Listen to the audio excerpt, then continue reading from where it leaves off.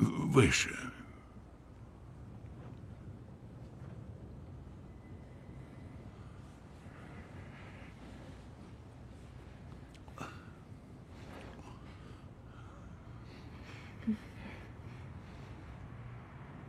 Еще выше.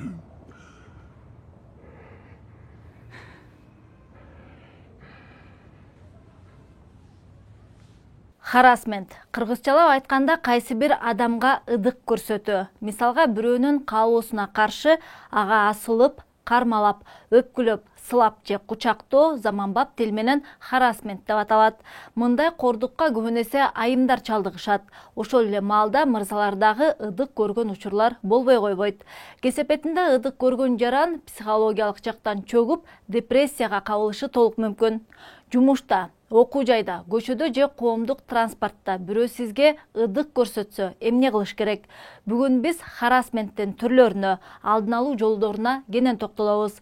Кыскасы сиздер менен кайрадан мен Наргиз Асекова. Салам. Харасмент. Бул көчөдөгү бейтааныш жигиттердин ышкыруусунан тартып, жыныстык катнашка барууга мажбурлоого чейин алып барган аракеттер. Ыдык көрсөтүүнүн түрлөрү арбын. Бирөөнүн этегин аңдоо, мазактоо, шылдыңдоо, орунсуз тамашалоо, басынтуу, коркутуу, уят сөздөр менен тиешип, сексуалдык асылуу, айтор адамды оңтойсуз абалга кептеп, кекеткен учурлар. Ыдык көрсөтүүнү биз жалпы жонунан 3 топко бөлүп алсак болот. Физикалык ыдык көрсөтүү бул адамдын макулдугу жок кучактоо, анын денесин кармалоо, өбүү же чымчылап тийишүү. Я вошла, он закрыл дверь, повернулся и поцеловал меня. Как будто я его девушка, как будто это в порядке вещей. Он схватил меня за грудь и сказал, ни одна женщина не получит тут работу, если не будет сговорчивой. Вербалдык ыдык көрсөтүү тагыраагы адамды сөз менен жемелөө. Уят, таарынта турчу комплименттерди айтып, жыныстык катнашты кыйытып, иши кылса тил менен башка адамды кыстоо. Харасменттин дагы бир түрү кетколлинг деп аталат. Ага көчөдөгү тийишүүлөр кирет. Мисалга эч бир себепсиз эле ышкырып, аркасынан ээрчип же адамдын тулку бою боюнча ар кандай пикир айтуу. Классное платье, Мэгин. Спасибо. Серьезно, классно. Озабоченный. Адистердин баамында ыдык көрсөтүү көбүн эсе бир киши экинчи кишиден көз каранды болгон учурда жүз берет. Мисалга башчы менен кызматчынын, мугалим менен окуучунун, таксист менен кардардын ортосунда. Тагыраагы ыдык көргөндөр ал окуяны ачык айтуудан коркушат же уялышат. Анткени балдар мугалимдеринен коркушат. Чоңдор болсо башчыларынан коркушат. Айымдар коомдун жемелөөсүнөн, мырзалар болсо коомдун шылдыңдоосунан чоочулашат. Мындан улам ыдык көргөндөрдүн басымдуу бөлүгү окуяны жашырып, ачыкташпайт. Ыдык көрсөтүүнүн кандай гана түрү болбосун, ал адамга карата психологиялык чабуул болуп эсептелет. Сизди кимдир бирөө кандайдыр бир сөздөр менен же кыймыл аракети менен оңтойсуз абалга салып жатса, анда ал харасмент деп түшүнө бериш керек. Когда ты уверена, ты секси. У тебя же есть эротичные лифчики. Я бы хотел увидеть их на тебе. Тагыраагы эгер адамдын сизге карата тийишүүсү, кучактоосу, комплименттери жагымдуу болуп жатса, анда ал харасмент эмес. Ал эми ошол эле аракеттер жагымсыз болуп сизди кыстап жатса, анда ал харасмент, ыдык көрсөтүү. Андыктан бул жерден адам ички сезимдерине таянып, өзү тыянак чыгарышы шарт. Харасмент же ыдык көрсөтүү бир гана жыныстык, сексуалдык мааниде болбойт. Сизди жаман көзү менен карап, дарегиңизге кастык менен кемсинткен комментарийлерди айтып жатса, ал дагы ыдык көрсөтүүгө тете. Нужно бороться с потребительским отношением к женщинам. Чушь. Все, закрой рот и слушай. Никто не хочет смотреть на потную бабу, у которой началась менопауза. Что? Ыдык көрсөтүү бир гана айымдар жана мырзалардын же чоңдор менен кызматчылардын ортосунда гана боло бербейт. Харасментке сексуалдык ориентациясы, жынысы, расасы, улуту башка адамдардагы дуушар болоору анык. Сиздин кайсы бир айырмачылыгыңыз үчүн жек көрүү менен кемсинткен тамашаларды айтып коркуткан учур болсо, ал дагы харасмент катары аныкталат. Ыдык көрсөткөн адам өзүн башкалардан бийик сезет, мага боло берет деген сезим менен жашайт. Жарандын жеке жашоосу жөнүндө такып сурап, же тынымсыз кат жазып, сүрөт жөнөтүп, телефон чалып, тынчыңызды алып жатса, ал дагы ыдык көрсөтүүнүн түрүнө кирет. Я хотел бы, Руди, побывать в вашем гостиничном номере. Бирок ар бир нерсеге эле асыла берсек, жаштар деги эле бардык жарандар бири-бирине жылуу сөз айткандан чочулап калбайбы деген маселе жарылат. Мисалга, бир жигит жумушундагы кызды жактырып калды дейли. Аны менен мамиле түзүш үчүн ал дагы комплимент айтып, ага жакындагысы келет да. Эми ушул жерден сиздин чын жүрөктөн айтып жаткан мактооңузду ал адам ыдык көрсөтүү катары кабыл алып албашы үчүн эмне кылуу керек? Ыдык көрсөтүүнүн эң негизги белгиси экинчи тарапка карата кысым, кемсинтүү, басынтуу же таарынтуу.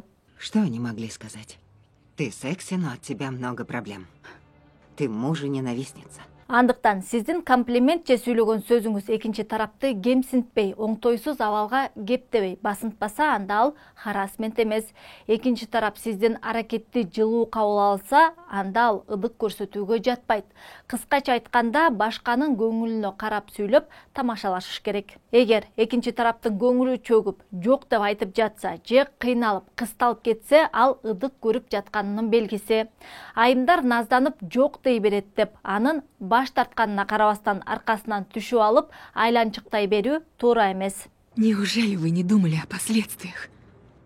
Для нас, для всех нас. Бирөөнү кучактап, сыйпалап, кармалап жатканда дагы эгер экинчи тараптын каалоосу болбосо, анда ал ыдык көрсөтүү болуп эсептелет. Андыктан бирөөлөрдү ашыкча кучактоодон мурда анын макулдугун алуу кажет. Эми болсо харассментке дуушар болбош үчүн анын алдын алуу жолдорун же ыдык көрсөтүлүп жатса колдоно турчу чараларды айта кетсек. Вы подготовились, мисс Карлсон? Отпечатков нет. Мисалга, жумушта ыдыкты бир гана башчылар эмес, чогуу иштешкен кесиптештер же тескерисинче жумушчусу, жетекчисине көрсөтүшү толук мүмкүн. Эгер иштеген жериңизде кимдир бирөө көз кысып, жалжаңдап, ыдык көрсөтүп жатса, ал адамга өз оюңузду ачык жана сылык айтуу туура дешет адистер. Ыдык көрсөткөн адамдын көзүнө тик карап, анын мамилеси сизге жакпай жатканын кесе айтуу кажет. У нас хорошие рабочие отношения. Убедительнее. Это не в моих правилах. Я не делаю это ради работы. Я знаю. Я мечтаю о Вашингтоне. Но в гостиничный номер вас к себе не пущу. Эгер жылмайып, ишенимсиз сүйлөп, кечирим сурап жиберсеңиз, анда ал тетири таасир берерин эскертишет. Ыдык көрсөткөн адамдын аракети сизге жакпай турганын айткандан кийин, анын жанында кармалып туруу болбойт дешет адистер. Тагыраагы оюңузду түшүндүргөндөн кийин акырын туруп кетип калыш керек. Эгерде харассмент фактысы тууралуу ал кишинин бетине айта албай жатсаңыз, анда электрондук кат аркылуу чек араны белгилеп коюуга мүмкүн. У вас есть рычаги. Почему вы играете по старым правилам?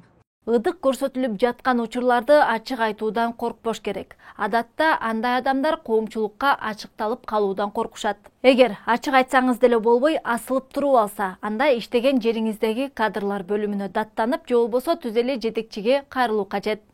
Мындай дооматтар менен сотко кайрылуу натыйжасыз. Он не только вас уволит, еще он вкатит нам иск на миллионы долларов и будет нападать на вас лично. Таких людей репутация волнует больше, чем деньги. Кыргызстандын мыйзамында харассмент деген түшүнүк жок. Ыдык көрсөтүүгө карата кандайдыр бир чаралар каралган эмес.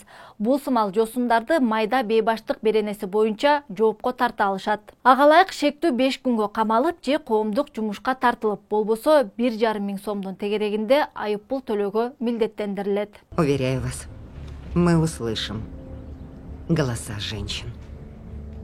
Надеюсь. Харассмент боюнча сиздин доомат курулай айыптоого айланып калбаш үчүн далилдерди чогултуу кажет. Мисалга, мүмкүн болушунча видео көзөмөлгө түшүп калган тасмаларды топтоп, жыныстык катнаш тууралуу сизге кат жөнөтсө, анын скриншотун тартып алып, күбөлөр болсо аларды дагы сүйлөп берүүгө көндүрүп, айтор сиздин жумуштагы ички тергөөдө коюлуп жаткан айыптар далилдер менен коштолсо сөзүңүз өтүмдүү болот. Ыдык көрсөтүлгөн учурда ал качан, кайсы жерде, саат канчада кантип көрсөтүлгөнүн жазып коюудагы жардам берет.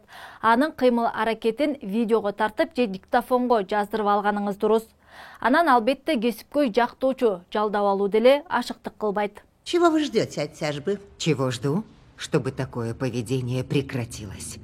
Кто-то должен рассказать, кто-то должен разозлиться. Дагы бир маанилүү нерсе, кыздардын жанында жеке коргонуучу каражаттары болуусу шарт.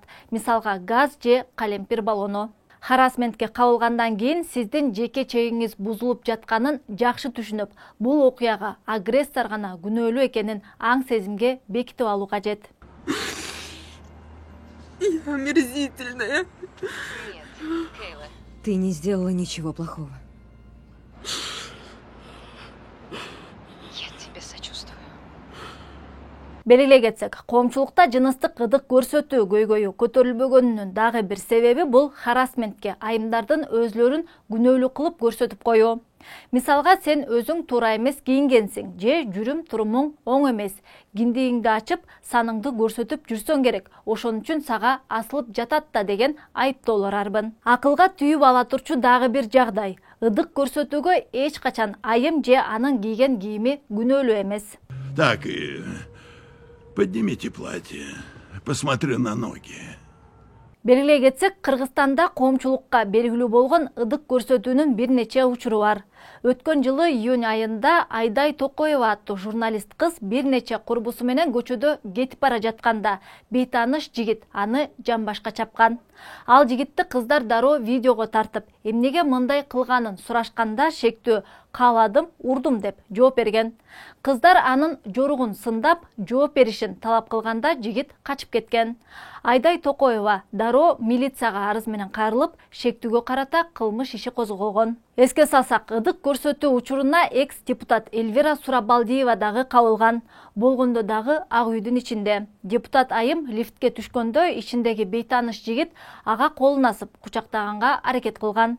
Эльвира айым депутатка кол көтөрүү жаман болоорун эскертип өзүнө келгиче Ак үйдүн ал кызматкери карматпай качып кеткен. Я считаю эти обвинения бредом, потому что они бред. Кыргызстандагы аял судьялардын ассоциациясы жыныстык ырдык көрсөтүүнүн масштабы боюнча 2019 жылы изилдөө жасашкан. Сурамжылоого катышкандардын ар бир 4-түнчүсү жумуш ордунда жыныстык асылууга кабылганын белгилешкен. Ошондой эле ар бир 5-чи студент кыз окуган жогорку окуу жайында жыныстык асылууга кабылганын ачыкка чыгарышкан. Ал эми харасментти башынан өткөргөн Эльвира Сурабалдиева ырдык көрсөткөндөргө карата чараны катаалдаштыруу максатында мыйзам долбоорун сунуштаган, бирок ал ишке ашкан эмес. Ошол учурда эле эл өкүлдөрүнүн көпчүлүгү бул мыйзамды колдобойт деп айтышкан. Мындай пикирин өзгөчө патриархалдык көз караштагылары билдирди. Алар ушул себептен аял кишилерди жумушка албай коет же харасмент бул аларга көңүл буруу деп түшүндүрүштү. Бирок сиздин да кызыңыз бар, аны да ойлоңуз деп сүйлөшкөнүбүздө макулдугун бергендер болгон. Азыр деле бул маселе актуалдуу жана мыйзамды өзгөртүүгө негиз бар болчу. Биз бир катар иликтөөлөрдү сунуштаганбыз, бирок кийин ал мыйзам каралбай калып калды. Эске салсак, харасмент же жыныстык ырдык көрсөтүү боюнча 2017 жылы АКШда чоң жаңжал чыгып, Me Too, мен дагы деген хэштег алдында жыныстык ырдык көргөн белгилүү инсандар массалык түрдө өзлөрүнүн окуялары тууралуу коомго ачыктап чыгышып, Американын айрым штаттарында харасментти алдын алуу максатында бир катар мыйзамдар кабыл алынган. Буга үндөш окуя Россия жана Украинаны дагы каптап, көрүнүктүү инсандар башка таасирдүү адамдарды харасментке айыптап, мен айткандан коркпойм деген кыймыл башталган. Бирок мыйзам талаасында эч кандай өзгөрүүлөр болгон эмес.